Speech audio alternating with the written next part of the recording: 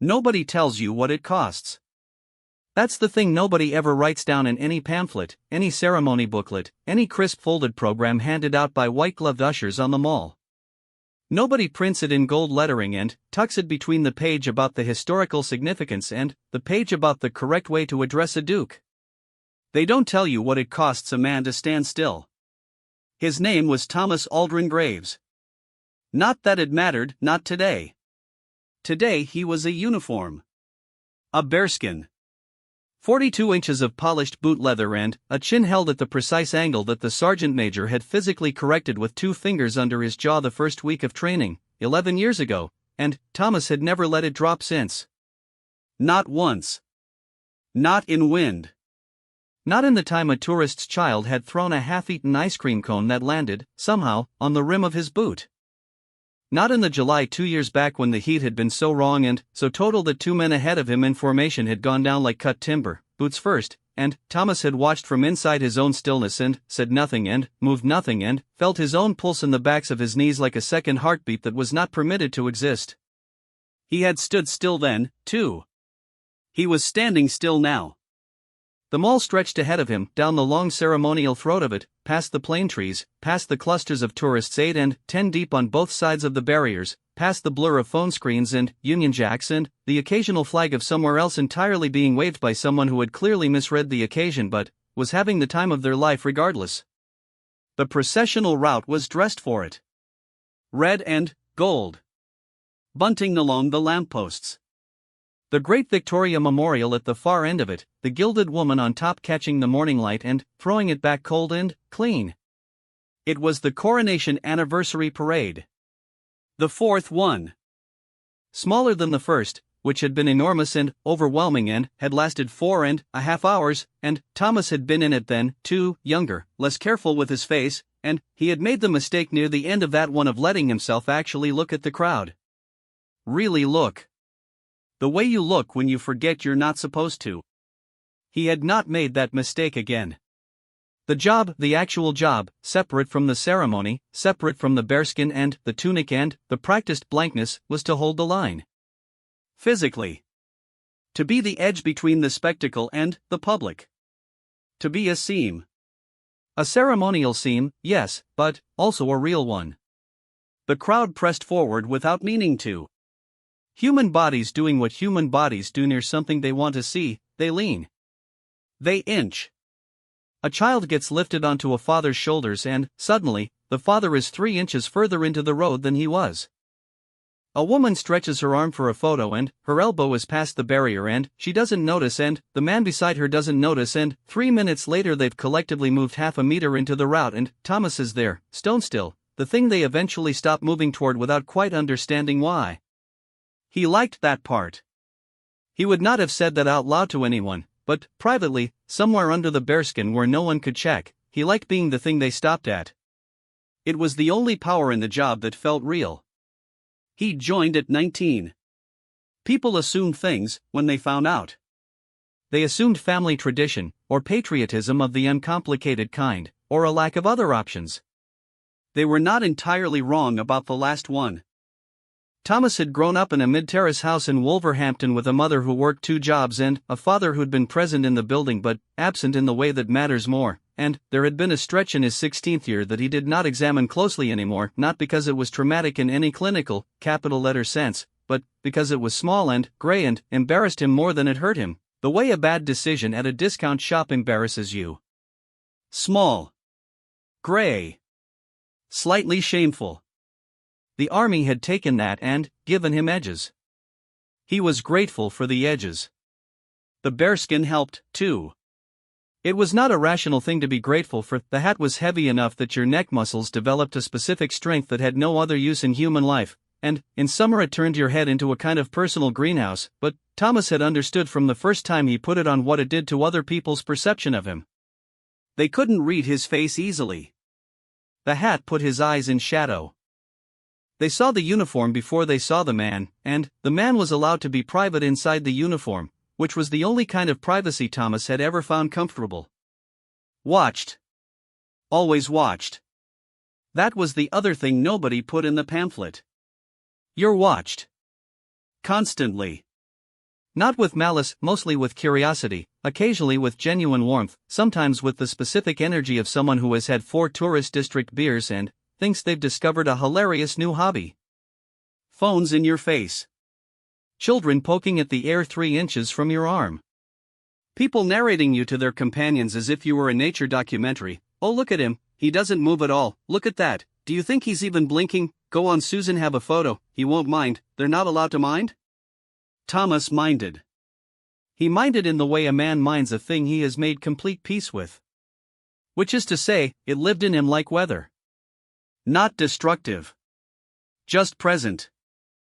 He had a specific image for it, he never told anyone this, it would have sounded absurd, but when a phone went up in front of his face, especially from close range, he experienced something he could only describe as a smearing.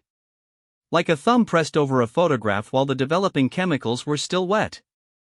The moment of him, whatever was actually happening inside his chest at that moment, his thoughts, the particular quality of his tiredness, what he'd eaten for breakfast, the fact that he'd been thinking about his mother when the phone went up, all of it smeared. Covered. The public version printed over the private one. He had learned not to be in his face when the phones went up. He went somewhere else instead. Down. Into the mechanics, left heel weight, knee soft, shoulders dropped back and down, chin at the sergeant major's 2-finger angle, eyes forward but not focusing on the specific, the way you look at nothing when you were looking at everything. He went into the job of being the thing, and the thing had no interior. It worked. Mostly it worked. But he was tired today. It wasn't the physical. 11 years of this had made him physically capable of standing through most of what the day could throw at him. It was the other kind. The accumulated kind. The weight that had no specific location in the body except that when he lay down at night he could feel it shifting like ballast in his ship, redistributing, and some nights it settled somewhere behind his sternum and some nights it settled in the backs of his hands and he would lie awake and look at his hands in the dark of his room and think, these are mine. These are mine and no one is looking at them right now. He'd been having that thought more, lately. The no one is looking thought. The parade had been running for 40 minutes. The military bands had passed, Thomas had heard them coming before he could see them, the particular sound of a marching band that is simultaneously too much and exactly right, brass and percussion and the sharp crack of boots in unison, and he had felt the crowd beside him shift and compress and surge forward with a collective intake that was almost animal. Then, the band had moved past and the crowd had exhaled and settled and Thomas had done nothing, then nothing, continued being the same. Then, the cavalry. He always felt the cavalry before the crowd reacted. There was a specific smell, and then, a specific vibration in the road that came up through his boot soles before you could hear the hooves, and something in his chest did a quiet thing, not excitement exactly, more like recognition. Like a door opening onto a room you'd been in before but couldn't describe accurately from memory. The crowd went absolutely ridiculous for the horses. Children screamed with the pure volume of children who have lost all self-regulation in the face of something magnificent. Even the adults, the ones who'd been performatively unimpressed for the benefit of their children or their partners or themselves, even they went soft around the jaw when the household cavalry came through. You couldn't help it. The horses were enormous and calm and beautiful in the specific way that power held deliberately is always beautiful. Thomas looked at the horses. Not at the crowd looking at the horses. At the horses themselves. This was the closest thing he allowed himself to pleasure during the parade, and he allowed himself 12 seconds of it, the time it took the nearest rider to pass his position, and then he returned to nothing. The official vehicles came after. Then, the carriages, there were 3, the first one drawing the biggest sound from the crowd, a compressed roar that built from the far end of the crowd first and rolled toward Thomas like a sound wave he could time if he counted. He'd started counting, years ago. He knew exactly how many seconds the roar took to reach him depending on where the crowd was densest. He was counting now, in the back of his head, the part of his head that was always keeping small useless accounts, when the first drop of rain hit the back of his left hand. He registered it. He did not react to it.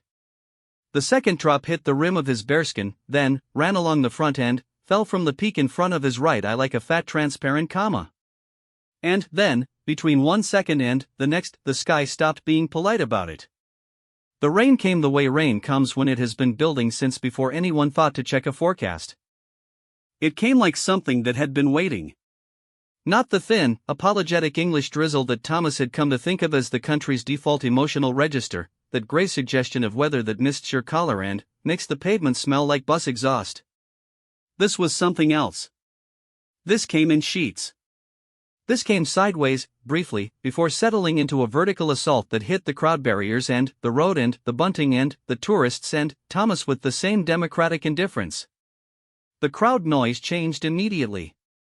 He tracked the sound shift, without turning his head. The roar had been warm, a crowd sound made of admiration and pleasure and the particular excitement of people who had traveled to be here. The new sound was disorganized. A collective intake, then, a collective outburst, then, the specific chaos of many people simultaneously deciding what to do with their arms.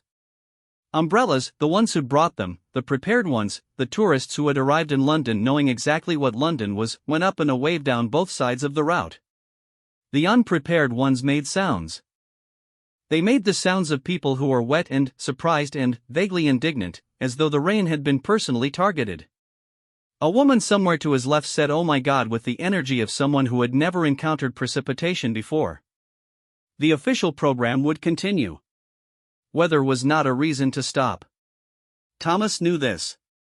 The carriages were past the midpoint, the dignitaries in the viewing stand had covered canopies, the cavalry didn't need to be reminded that they were cavalry. The parade would continue with the imperturbability of a thing that had been doing this since before anyone currently involved in it had been born. But, the crowd.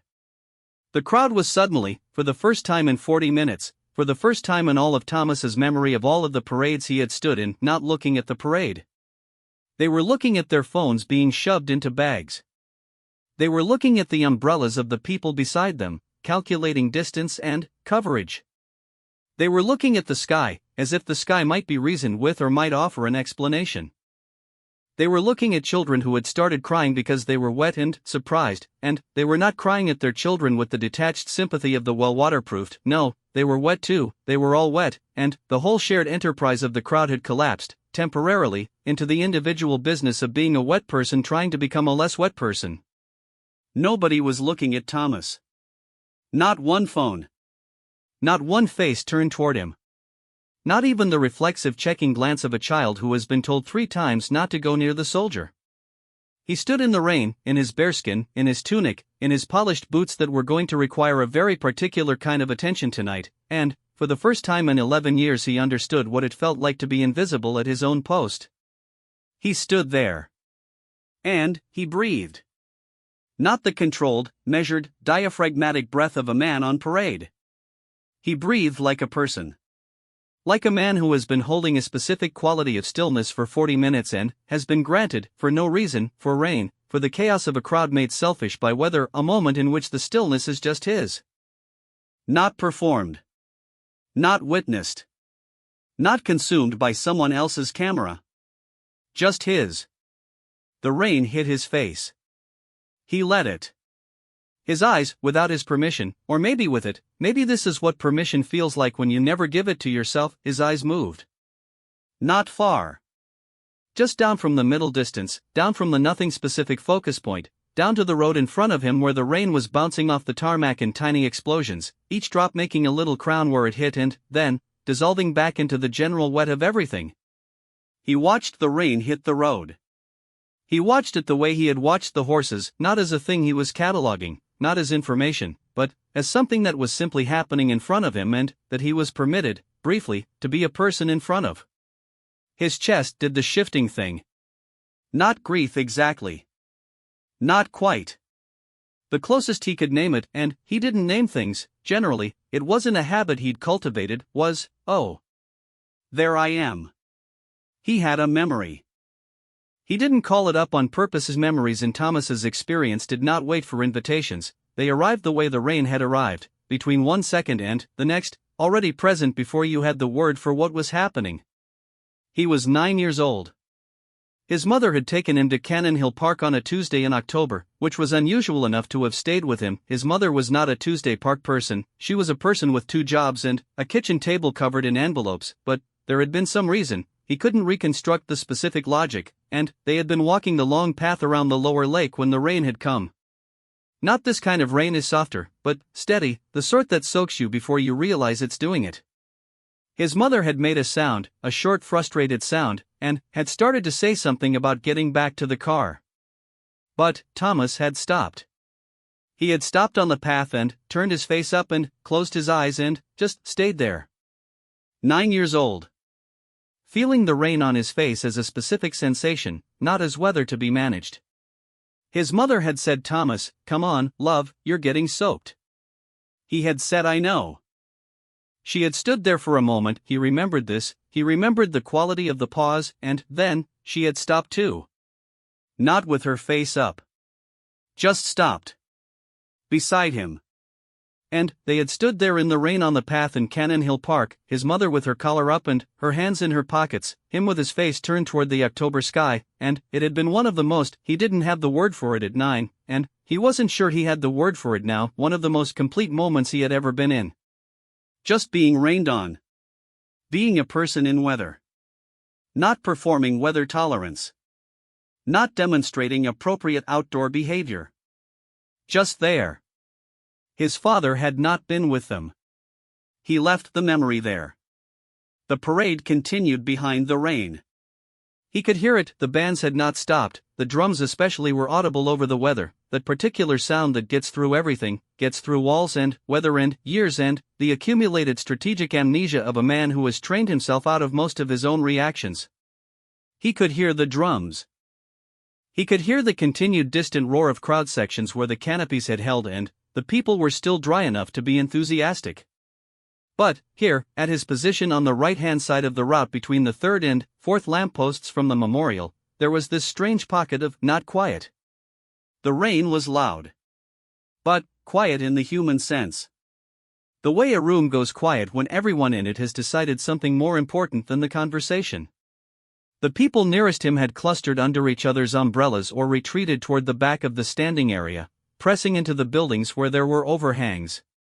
The man who had been directly to Thomas's left, a heavy-set man in his 50s with a camera on a strap around his neck who had been trying to photograph Thomas's face since the parade started, getting closer with each attempt, angling for the eye contact shot, the one the internet loved. "Did I make the Royal Guard look at me?" That man was now entirely occupied with the plastic bag he was trying to seal his camera inside. The camera required 2 hands and all of his attention.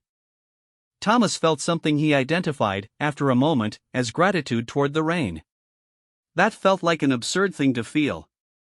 He noted that it felt absurd. He kept feeling it. There was a girl. She couldn't have been more than 8. She had been on her father's shoulders for most of the parade. Thomas had tracked her peripherally, the way he tracked children, because children were the most unpredictable element of any crowd situation and his job required him to have a general awareness of the unpredictable, and at some point in the rain she had been lifted down and was now standing very close to the barrier, just inside the tolerated distance, in a yellow raincoat that was so bright it hurt a little to look at. Directly. She was not trying to get under anything. She was, as far as Thomas could tell, doing exactly what he was doing. Standing in the rain. Facing it. Letting it happen. Her face was up. Her father was behind her, doing something with a phone, not watching her specifically, and the girl was just standing in the rain in her yellow coat with her face turned up like she was collecting it. Thomas watched her. He watched her the way he'd watched the horses, and then, the way he'd watched the rain on the road, and then, differently than both of those, with something that didn't resolve into a clean feeling but sat in his chest as a kind of pressure he didn't want to name because naming it would do something to it. The girl turned her face down eventually. She turned it in his direction. She looked at him. Not with a phone. Not with a parent's nudge and a whispered explanation. She just looked at him the way children sometimes look at things, directly, without self-consciousness, without performing the looking. She looked at him the way you look at something when you're just trying to understand what it is. He did not look away. He was not supposed to hold eye contact with crowd members. It was not a rule exactly, but it was an understanding, the same understanding that covered every aspect of how to be the thing instead of the man, and he had followed it for 11 years because the alternative was too costly, made the whole exercise of the stillness more expensive than he could afford on most days. But the girl was already looking. And he was already there, in his own face, for the first time in 40 minutes. For the first time in longer than that, if he was honest, but he wasn't in the habit of being honest about timescales. He let her look. She tilted her head. He had the absurd thought, she's trying to figure out if I'm a person. Then, she did something that he would return to later, lying in his bunk in the dark with his hands in front of him, cataloging it the way you catalog something that might be important. She lifted one hand. Small, pale hand coming out of the yellow sleeve. And she waved at him. Not the way people usually waved at him. Not the performative wave of someone waving at a royal guard, which was really a wave at the symbol and the ceremony and the bearskin. She waved the way you wave at a person when you're not sure they can see you. Tentative. A question. Hello. Are you in there? He had not moved. He was not going to move. The muscles of his face were not going to do anything that could be photographed and captioned and shared. But something in him waved back. He would not be able to explain this in any terms that made physical sense. His hand did not move. His expression did not change. But there was an interior motion, the ballast shifting, and he thought, yes. I'm in here. Hello. The girl put her hand down. She looked at him for another moment. Then, her father said something and she turned away and Thomas returned to being the seam. But the rain was still coming. And nobody was watching. He thought about his mother again, without meaning to.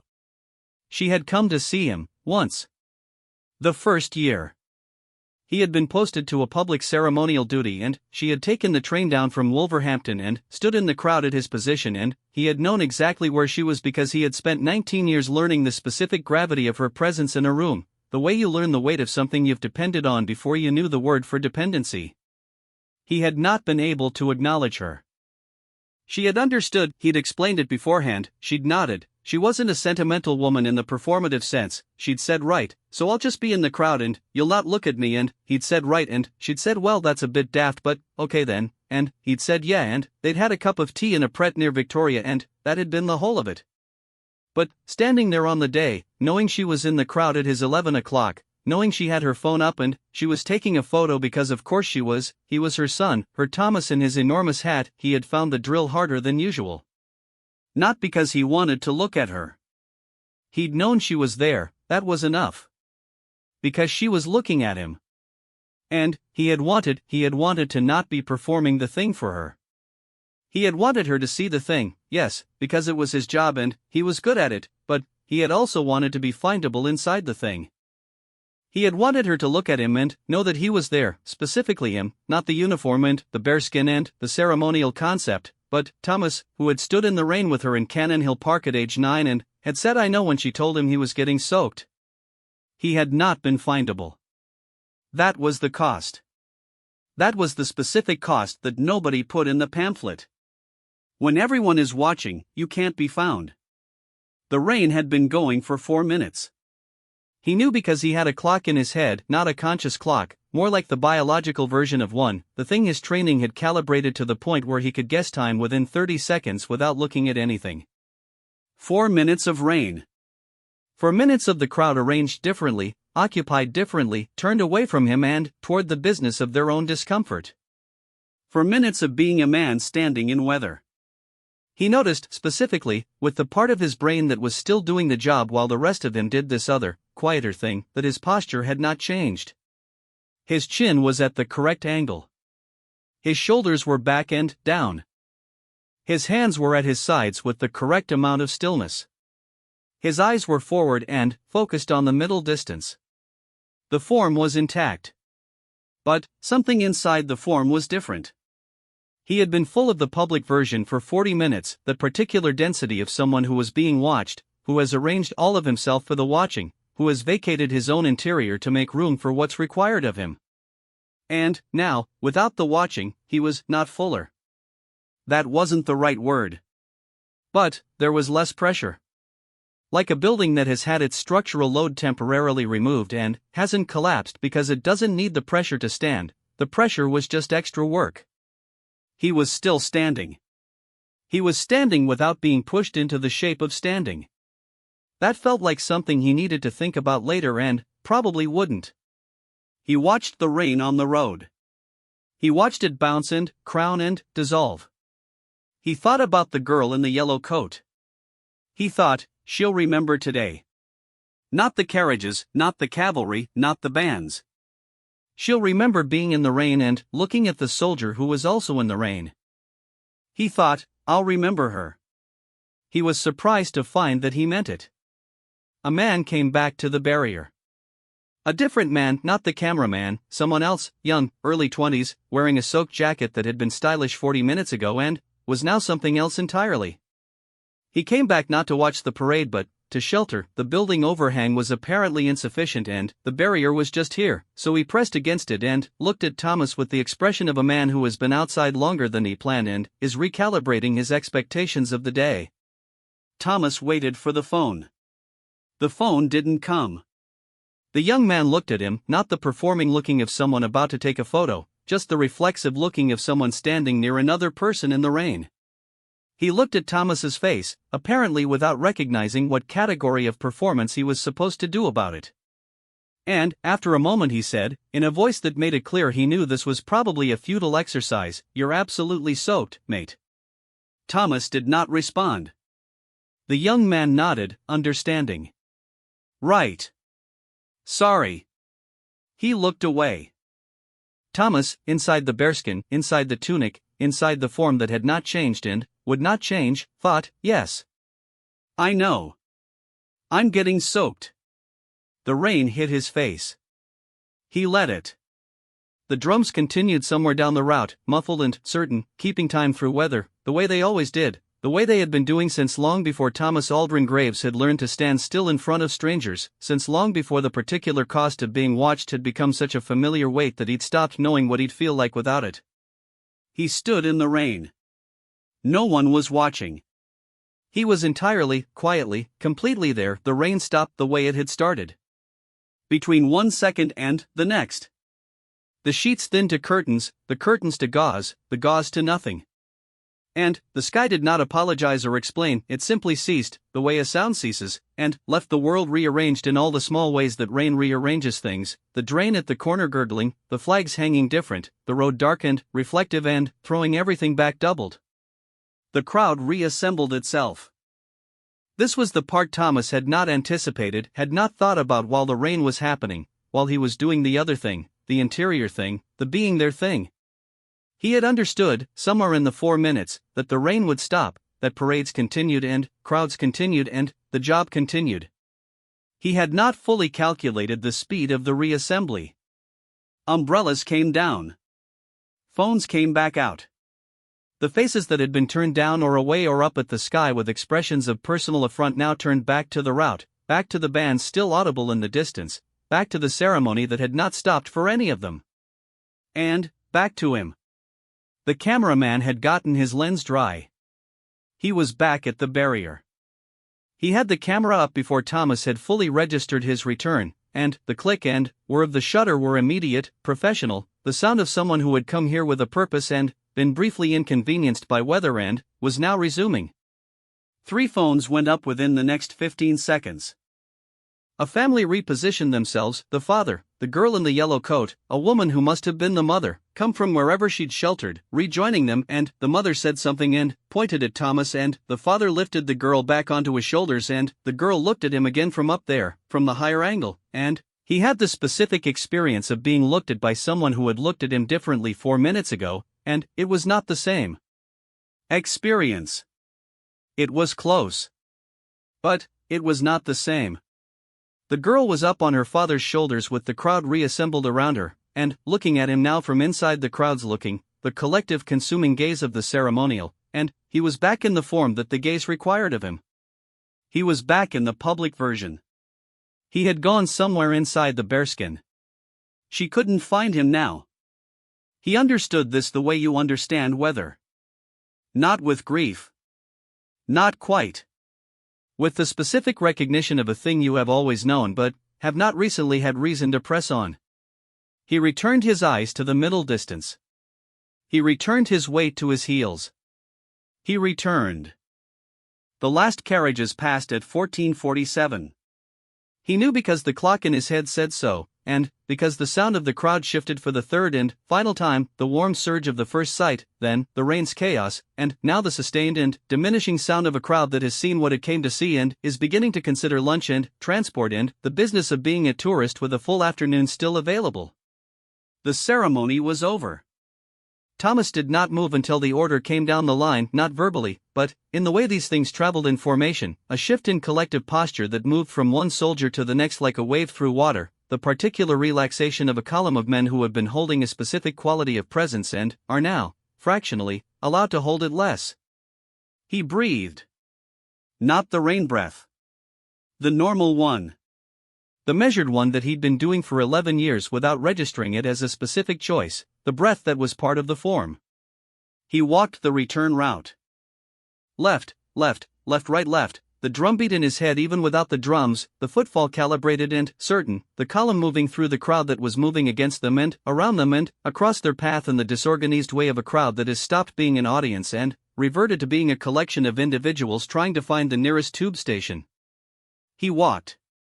He did not think about the rain. He thought about the girl. That evening, in the barracks common room, there was the debrief. Not official, there was an official debrief at 1,700 hours, the usual accounting, the notes and the reports and the one man who had nearly gone over at the 1,400 position and would be assessed tomorrow, but the unofficial one that happened after, in the common room, over whatever was available, the kind of debrief that was mostly just men who had been in formation for 3 hours allowing their faces to do things again. Davies, who was Thomas's closest thing to a friend inside the regiment, which was not the same as a close friend but was something, was a person who noticed things and said them without performing the noticing. Davies sat down next to Thomas and said, without preamble, "What happened to you in the rain?" Thomas looked at him. "What?" "You looked different," Davies said. "I was 2 positions down, I could see you. You looked like," he made a face, considering. "You looked like you were outside somewhere." Thomas thought about this. "I was outside somewhere. It was raining." "No. I mean," Davies made the face again. "You were somewhere. Usually you're nowhere. It's one of your things, I'm not having a go. We're all nowhere when we're on. But, you were somewhere for a bit, during the rain." Thomas looked at his hands. The backs of his hands, where the first drop had hit. "It rained," he said.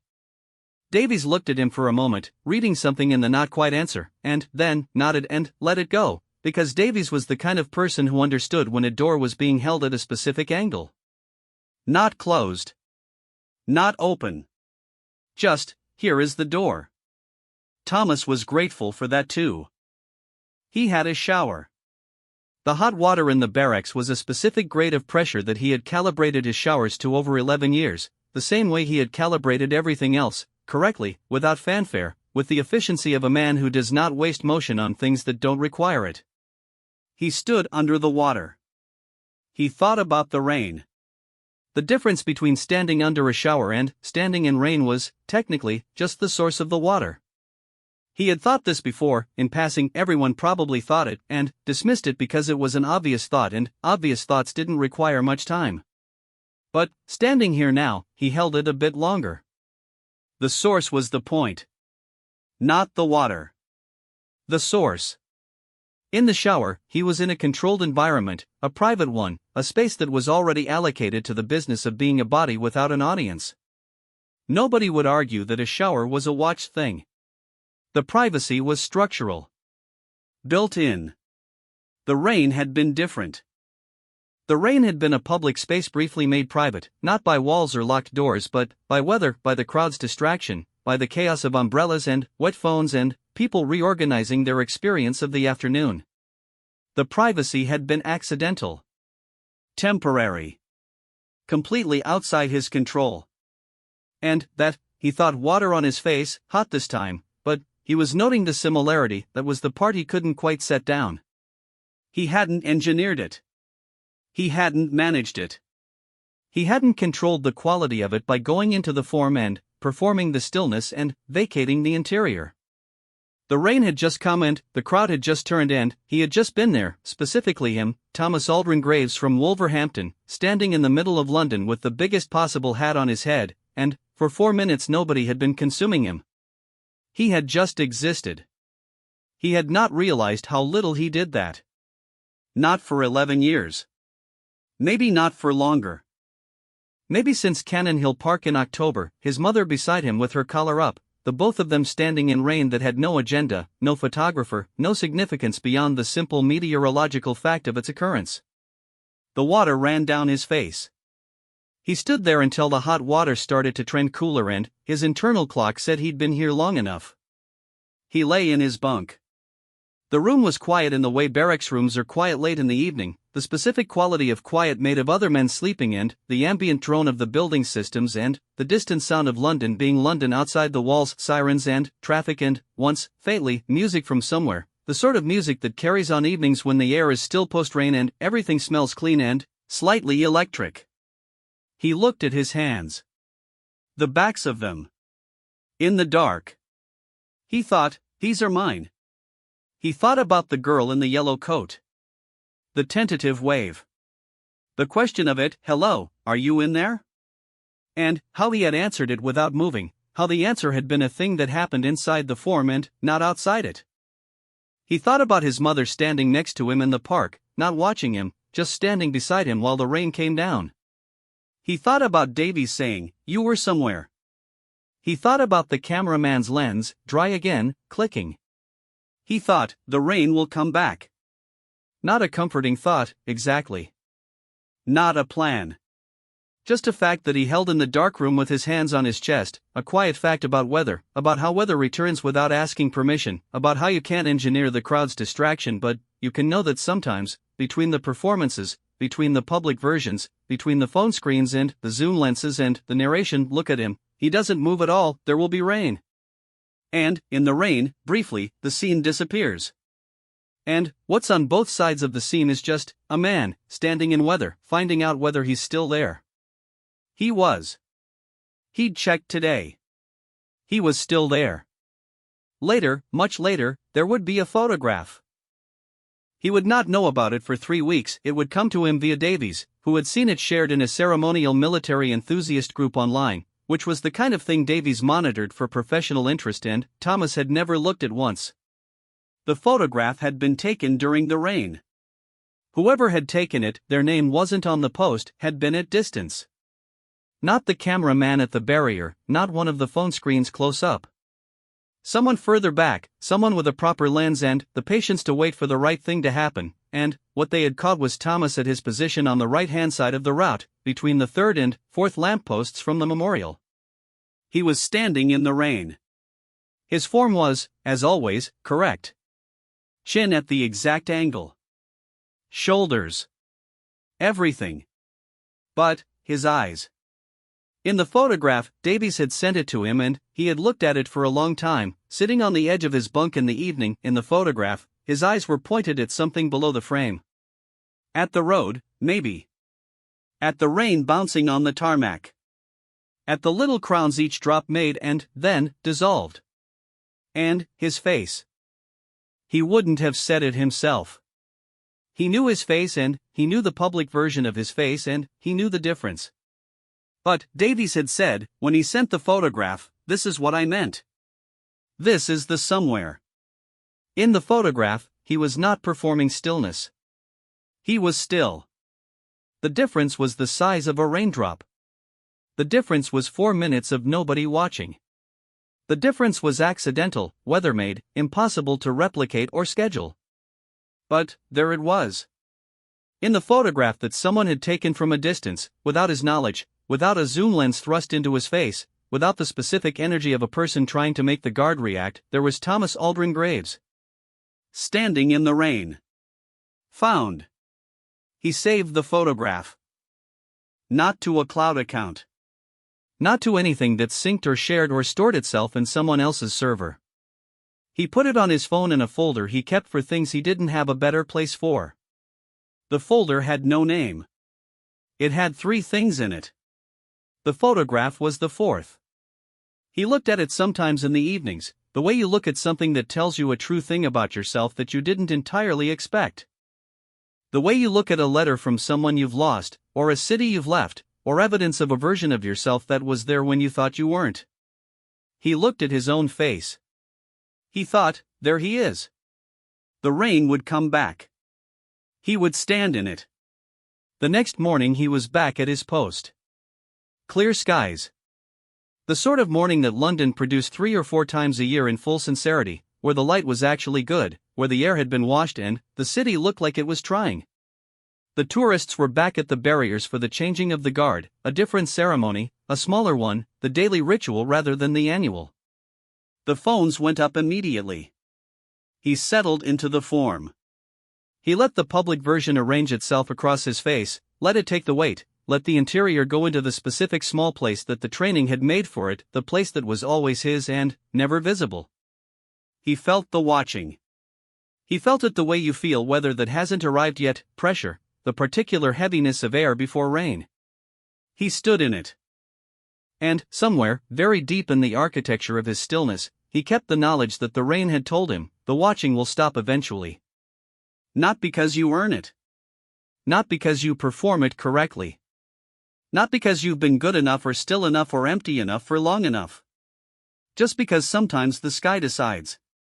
And, when it does, when the crowd turns away and the phones go into bags and the only sound is rain on tarmac and drums carrying through weather from somewhere down the route, you will be there. You will still be there. You were always there. He stood at his post in the clean morning air, in the full watching of the crowd, in the honest performance of his chosen life. He waited for rain.